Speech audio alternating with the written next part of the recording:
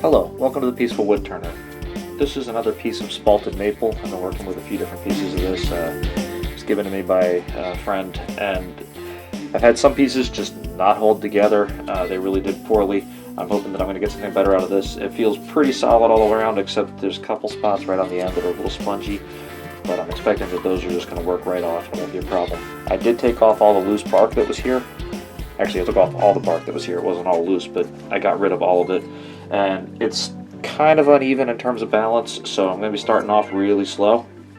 And I'm just going to turn this down to round, and then I'm hoping to just get like a little lidded box out of it, or a little bottle type of thing.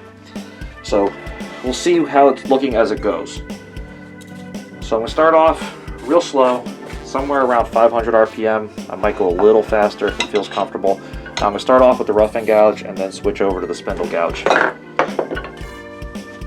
As always, found wood. Make sure there's no nails, screws, wires, anything like that in there. Always wear all your protection. I've got my face shield, I've got my dust mask, I've got my helmet, I've got my dust collection going, and let's get started.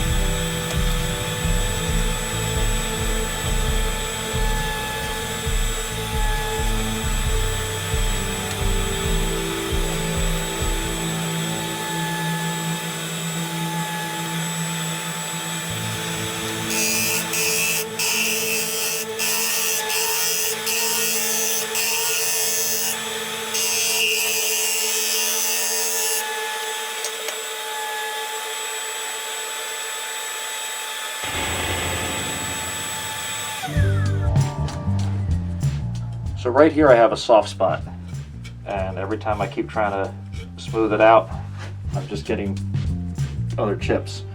So I'm not going to keep trying to smooth it out. My lid isn't going to fit right anymore, as far as I can tell. I might be able to finagle something, but I think I'm going to not try to fight that. Instead, I'm just going to keep this as a nice little jar. I'm going to sand this as smooth as I can, and other than that, it's a really nice shape. I really like the grain. So I'm going to change the camera angle a little bit, and I'm going to do a bit of sanding, and hopefully we'll get a finish on it.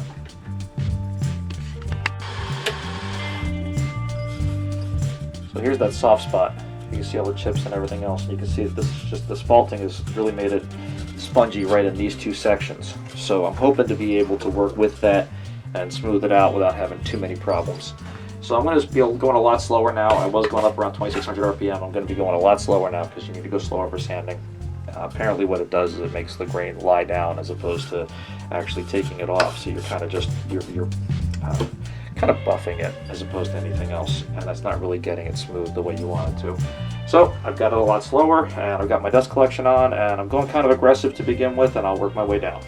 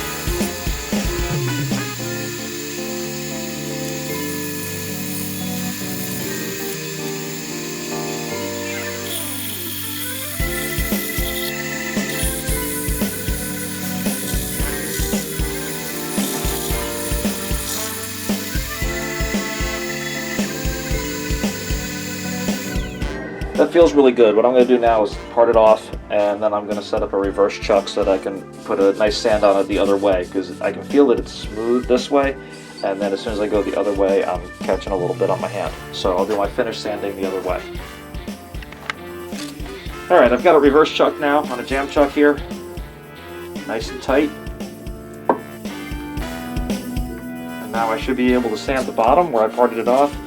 And you can see I've got a little bit of a chip right there. And I should be able to get a nice reverse sanding on this and get it nice and smooth.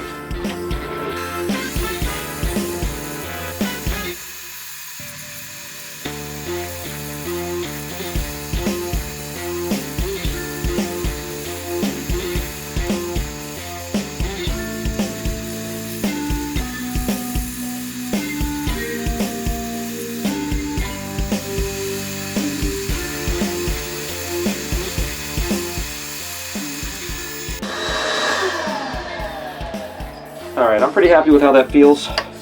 Before I do anything else though, I'm just going to give it a couple of coats of finish while it's on here, just so that it'll take it well with some speed and with some friction. And then after that I'll finish up the finish off the lathe.